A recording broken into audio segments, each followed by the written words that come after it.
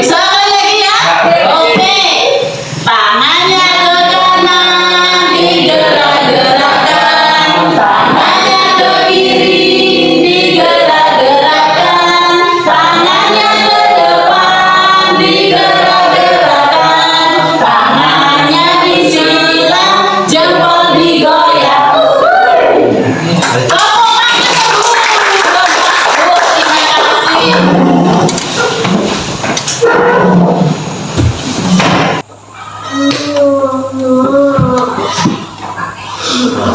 Jadi tujuan dari komunitas belajar itu bahwa kepala sekolah dan pendidik memiliki kompetensi dalam membangun budaya belajar bersama yang berkelanjutan melalui komunitas belajar sehingga berdampak pada peningkatan hasil belajar peserta didik. Salah satunya seperti ini. Itu maksudnya belajar bersama. Jadi Bapak Ibu juga bisa bergantian. Ini yang salah satu komunitas belajar kita yaitu SBU Bergerak. Bapak Ibu juga bisa membuat komunitas lain. Misalnya apa?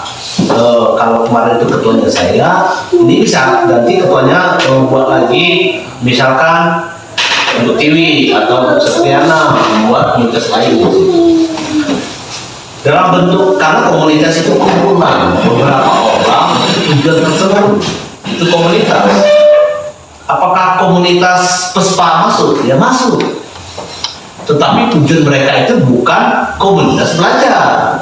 Mereka juga komunitas, mungkin Bapak Ibu sering ketemu di jalan. Komunitas PESPA, kalau sudah tahu bahwa seperti bawa sampah berjalan, pondok berjalan, itu komunitas karena sekelompok orang. Tapi pada intinya kita ini komunitas belajar. Bapak Ibu juga bisa membuat komunitas belajar ini dalam bentuk paguyuban. Misalkan Bapak Ibu buat komunitas wali kelas, bisa itu wali murid kelas 4. Kumpulkan wali murid, buat komunitas, misalkan ibu-ibunya di situ. Di situ bisa Bapak Ibu belajar bersama. Walaupun Bapak Ibu di sini itu selain guru, ada juga yang berperan wali murid seperti Ibu Satriana dan Ibu Dwi. Nah, di situ bisa membuat komunitas paguyuban kelas. Nah, jadi belajar bersama dengan anak-anak apa hari Minggu di situ. Kemudian tunjukkan apa kreativitas di sana. Banyak kita tidak menyangka kadang kelebihan ibu-ibu wali murid itu, ada yang bisa nganyam bakul, ada yang buat jalan, itu bisa digunakan dalam pembelajaran paguyuban kelas. Juga apa sebulan sekali, apa 2 minggu sekali, khusus belajar bersama orang tua, murid dan guru di sana. Tidak mesti harus guru, karena guru saya yakin kalau disuruh nganyam berenang, nganyam segala macam, mungkin kita bukan multi talent kita. Tetapi ada di situ tuh bisa dijadikan proyek untuk kegiatan anak dan mereka bisa jadi langsung. Karena itu sudah dibentuk oleh sekolah Bu Yanti dan kemarin itu Bu Tri juga dia buat paguyuban. Ternyata banyak kreativitas wali murid di luar kemampuan kita guru. Jadi peran kita itu tidak mesti kita guru. Dengan syarat seperti untuk komunitas ini, paguyuban kelas, di mana komunitasnya wali murid. Apa yang mereka bisa lakukan? Apa yang mereka bisa ajarkan untuk anak-anak mereka untuk tantangan ke depan? Ini sudah yang kami laksanakan di situ. Ini tugas kesepakatan. Di sini Bapak Ibu, kami buat kesepakatan. Dalam hal kesepakatan ini, Bapak Ibu di dalam komunitas bisa membuat suatu kesepakatan. Misalkan kesepakatan kita harus selesaikan ATP dan modul ajar. Buat suatu kesepakatan. Tidak serta-merta harus PKP. Pak Han, Bu Mel dan saya di sini yang harus jadi langsung. Ketika Bapak Ibu mengalami ada pengalaman yang lebih, sudah duluan, Bapak Ibu juga bisa berbagi. Itulah tujuan dari komunitas, berbagi. Karena setiap kita itu pasti memiliki kelebihan, karakternya masing-masing. Maka saya contohkan kemarin itu satu pertemuan, saya, Pak Yamin dan Pak Irmamon. Mungkin dari IT-nya dia sangat lebih dari dua mereka itu, Pak Irmamot dengan Pak Yamin. Coba mengambil mangga di atas tanpa memanjat. Pak Irmamot yang menang. Maka tidak boleh lagi peringkat. Pak Mamot juara mengambil mangga. Saya juaranya IT. Saya menang dua. Lalu seandainya lomba membuat sangka puyuh, Kak Yamin yang menang. Karena orangnya seni, maka di sana tidak diperbolehkan lagi untuk peringkat karena kita pasti memiliki kelebihan. Jika ingin memberikan peringkat, itu ya kita buat apresiasi. Apa kita buat perlombaan, lomba kesenian, perlombaan matematika dan lain sebagainya. Sebenarnya di dalam kurikulum Merdeka ini tidak jauh beda dari K13. Tetapi K13 itu tidak diawasi. Kurikulum Merdeka diawasi, itu yang beda. Yang membedakan K13 dengan kurikulum Merdeka itu P5. Yang lain sama, cuman dirubah namanya saja, di situ yang dirubah. Seperti modul ajar, Bapak Ibu juga bisa memilih jika tidak paham dengan modul ajar, RPP juga bisa. Tetapi dia lebih lengkap di modul ajar daripada RPP. Tapi Ibu kebiasaannya di mana kira-kira seperti itu? Tapi ya kadang-kadang pengumuman berita di Facebook ya sudah berlebihan. Karena kemarin itu K13 tidak ada peringkat, faktanya masih ada peringkat, kan tidak berubah. Dimunculkan lagi di kurikulum Merdeka ini, K13 juga tidak ada peringkat. Kini kita diawasi, diintervensi terus. Kemarin K13 sudah pelatihan, pas di lapangannya ada belajar. Refleksi komunitas belajar di satuan pendidikan. Bagaimana komunitas belajar kita selama ini? Jadi kami lakukan baik-baik saja. Padahal realitanya berapa kali kita bertemu di situ. Nah, sekarang kita buat komunitas kita ini. Tidak serta-merta harus paham dokumen yang dilakukan. Yang lain juga bisa. Walaupun ada mungkin yang nanti yang Bu Tiwi yang tadi seperti buat buku, yang itu dia masih mentah kalau melihat dalam buku. Kalau kita membuat modul ajar itu ringkasannya, boleh dikatakan alurnya. Kan di modul ajar itu ada CP, ada APP. Kalau kita pakai buku sama saja kita mengajar tidak pakai RPP. Kita langsung buka buku, berarti tidak ada persiapan kita itu. Kita tidak membaca dulu, kelihatan kalau langsung buku. Karena rahasia guru itu minimal 15 menit lebih pintar daripada murid. Dia harus membaca dulu. Seketika kita tidak ada RPP atau modul ajar, pasti kita tidak ada persiapan. Bayangkan mungkin selama ini yang kuliah, mungkin yang PPG, coba lihat, ketika disuruh praktek mengajar, pasti ditanya RPP atau modul ajar. TV juga pasti ditanya saat mengajar PPL, mana RPP-nya? Itu persiapan kita, perencanaan kita. Kadang-kadang perencanaan itu sudah disiapkan, kadang-kadang buyar di jalan, apalagi tidak ada perencanaan. Itu tuntutan di situ alurnya. Seketika langsung ada buku disuruh buka, berarti tidak ada persiapan. Kalau saya guru pamongnya sudah nilai TV itu paling tinggi 5 kalau langsung buku. Kalau saya yang guru pamongnya, berarti tidak ada persiapan langsung buku. Karena kalau guru pamong itu menilai bagaimana persiapannya, bagaimana medianya. Kalau ngajar PJOK, oh medianya apa karton, apa bola, lapangan, tali. Lalu alat ukur untuk mengukur misalnya dalam hal lari, itu kan dibutuhkan modul ajar. Di dalam modul ajar ada CP, ada APP. Seketika langsung buku, pasti guru tersebut tidak ada membaca atau tidak ada persiapan.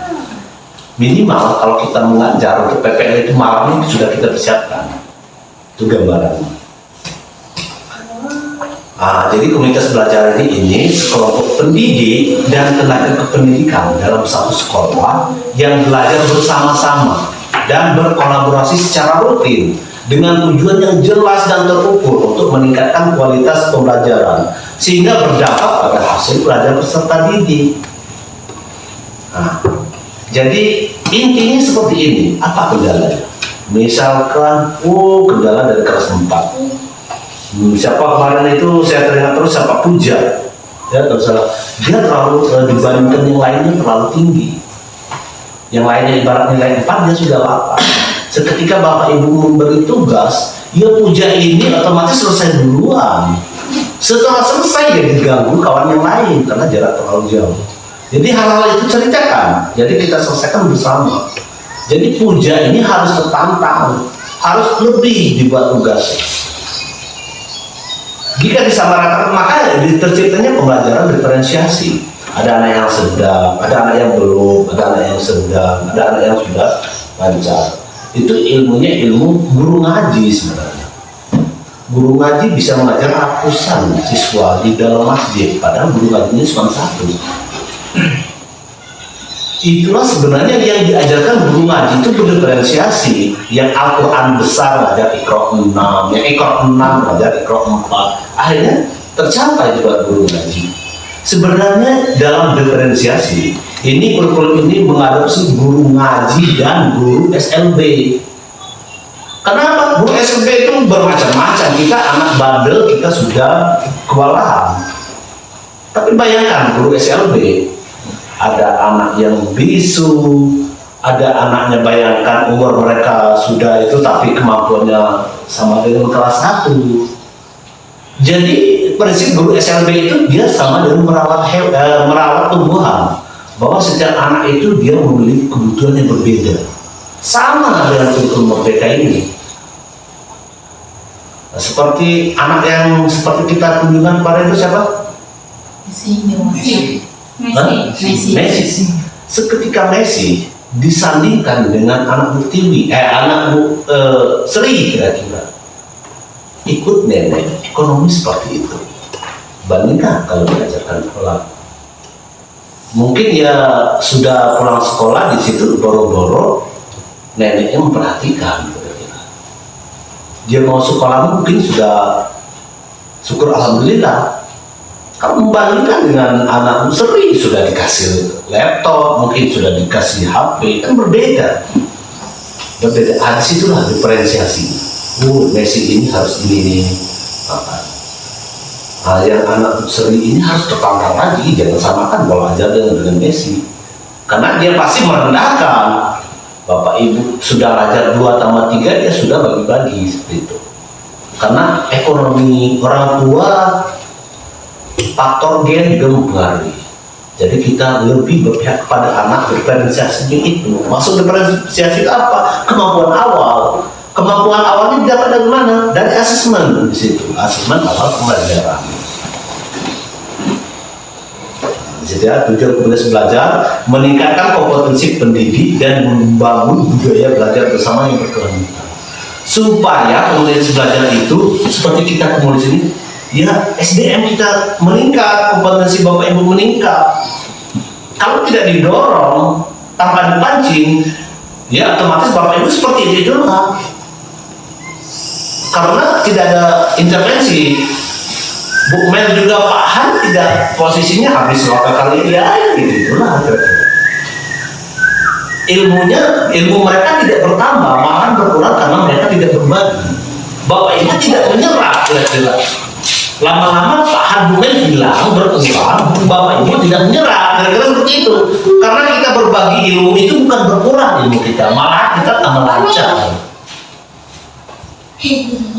Yang lain juga mungkin ada praktek baiknya, silakan bagikan ide-idenya. Oh ini kemampuan saya, mungkin saya misalnya kata Bu Sri dengan ice breaking ini akan semangat, saya bagikan dengan baik ini kelasnya yang selalu seperti ya pondok yang ditinggal tahunan, jadi bagikan dengan yang lain. Itulah tantangan kita memperluas kita yang belum diangkat untuk kedepannya, melangkahnya tambah berat. Yang sudah diangkat mau sertifikasi tantangannya tambah berat. Jadi kita terus ini belajar. Belajarnya lewat komunitas belajar seperti ini, berbagi. Tapi Bapak Ibu harus memulai, tidaknya sehari 15 menit. Ada kendala, tanyakan. Berbeda dengan orang yang belum memulai dengan terus bertanya dari nol. Orang kalau dia bertanya dengan kita, dia dari nol yang susah kita jelaskan, tapi dia sudah memulai, mudah kita majukan itu. Nah, jadi tujuan komunitas itu silakan. Pada intinya saya mengajar poinnya umum. Tujuan dari komunitas ini pada intinya Bapak Ibu berbagi. Silakan materinya sudah saya bagikan di grup situ. Hanya mengulas. Gitu ya. Jadi komunitas belajar itu, istilah komunitas belajar memiliki ruang lingkup yang lebih luas sehingga dapat memayungi 3 komunitas belajar, khususnya komunitas belajar dalam sekolah. Lalu komunitas belajar menjadi wadah untuk merealisasikan terjadinya kolaborasi antar pendidik, meminimalisir ketimpangan kompetensi antar pendidik. Maksudnya apa? Meminimalisir, jangan sampai kompetensinya hanya Pak Han dengan Bu Mel yang meningkat. Bapak Ibu di sini tidak. Paling tidak menyapa dengan hasil karya mereka. Mereka juga tidak berkurang, malahan tambah lincah. Mereka berbicara seperti tampil tadi. Karena ulah bisa itu karena biasa. Bapak Ibu juga ada kemampuan lain, ya silakan yang dibagikan dengan kawan-kawan yang lain. Supaya kompetensi kita sama-sama meningkat. Bu Yuli juga tantangan ke depan ini ya tahu kalau Bu Yuli nanti ya dapat di SMP atau segala macam. Karena di situ di kinerja itu ditutup di situ tuh, ya di kinerja di PMI. Nah, jadi para komunitas belajar itu diantaranya pertama memfasilitasi belajar bersama tentang kurikulum mereka. Ya ini, kali ini salah satu peran dari komunitas belajar. Lalu memfasilitasi diskusi untuk memecahkan masalah seputar kurikulum merdeka. Nah, diskusi inilah yang kita lakukan hari ini tentang ATP, tentang modul ajar. Silakan tanyakan, tapi harus diulas kembali, paling tidak 15 menit. Kalau tidak diulas lagi, ngulang dari awal lagi seperti itu. Lalu memfasilitasi refleksi pembelajaran rekan sejawat. Nah, seperti memfasilitasi refleksi pembelajaran rekan sejawat. Contoh Pak Han tadi, sebenarnya itu kok refleksi. Refleksi dalam bentuk seperti tadi, Pak Han, oh ini tidak bisa buka. Oh, bagaimana cara belajarnya? Kasihkan aku belajar ini yang tidak itu. Itulah salah satu refleksi. Nah, lalu tujuan utama membangun komunitas belajar, mengedukasi. Ya tadi, seperti Bu Mel, Pak Han mengedukasi tentang ATP, tentang modul ajar. Memfasilitasi, ya saya persilakan. Salah satu hari ini saya lakukan kepala sekolah memfasilitasi. Walaupun ya sekian persen, karena jangankan pertemuan seperti ini kalau Bapak Ibu tidak mengulang. Saya kuliah 5 kali wisuda, itu ilmunya paling kencang 30%. 70%-nya apa? Ya cari sendiri. Kalau Bapak Ibu tidak kembali seperti itulah. Sama dengan ini, Bu Mel dan Pak Hans, kami bertiga ini. Kalau tidak nonton, tidak baca-baca lagi, mungkin kencangnya 25% kami di atas atau karya itu. Ya terus kita itu hanya dasar memikat seperti itu. Nah, jadi 3 ide besar dalam peran komunitas belajar itu diantaranya fokus pada pembelajaran, yang kedua membudayakan kolaborasi tanggung jawab kolektif, yang ketiga berorientasi pada hasil pembelajaran peserta didik.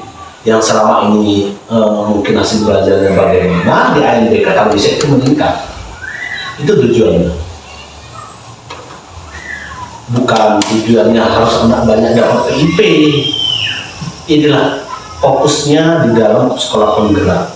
SDM-nya harus meningkat, kompetensi guru dan kompetensi siswanya. Itu yang diintervensi terus sampai jam maghrib dari pagi kemarin terus begitu. Lalu fokus pada pembelajaran. Pendidik dalam komunitas belajar dalam sekolah memiliki kewajiban untuk menunjukkan kinerja terbaik dalam mendampingi peserta didik agar dapat menguasai dan memperoleh hasil terbaik dari hal yang dipelajari. Jadi kadang-kadang kita menyerah dulu, menyalahkan siswa yang salah. Ketika ada pelatihan, seketika Bapak Ibu menyalahkan siswa, pasti Bapak Ibu ibarat memantulkan bal itu ke dinding. Kenanya Bapak Ibu itu yang salah, murid ini, apa yang sudah Bapak Ibu lakukan? Ingat, seketika pertemuan jangan Bapak Ibu menyalahkan siswa. Salahkan diri Bapak Ibu bercermin. Menghadap cermin, apa yang sudah saya lakukan? Oh, mungkin kepala saya belum dapat. Ketika kita sudah menciptakan segala ide, anak itu masih seperti itulah. Mungkin anak tersebut belum menemukan sesosok orang yang diidam-idamkan dia, orang yang menginspirasi dia. Karena saya mungkin ketemu anak waktu SD, anak ini pemalas, bandel, segala macam. Sekian tahun ketemu sukses. Tapi kita harus berusaha dulu, jangan ada dikit-dikit pasrah, dikit-dikit pasrah. Sama dengan kita ulangan. Memang kadang-kadang itu sudah ditentukan oleh yang kuasa. Kita ulangan dapat 0, ini yang kuasa dari kita. Coba kita belajar, mungkin dapat yang satu dan lain sebagainya. Hanya itu sepintas karena sudah dibagikan, karena kita sudah menunjukkan pukul 3. Sudah pukul 3. Jadi hanya mengulas karena materi di komunitas belajar sudah dibagikan. Jadi peran komunitas belajar itu sangat penting. Contoh ini, masuknya komunitas belajar ya belajar bersama. Kalau bisa saya sarankan selain komunitas kita ini, bentuklah paguyuban kelas, di mana ada puluhan murid di sana. Ibu-ibunya saja di situ. Mereka bisa membuat proyek, membuat sapu kira dari 0, itu bisa. Itu bisa kita sambungkan ke ini. Hanya itu, lebih dari saya mohon maaf.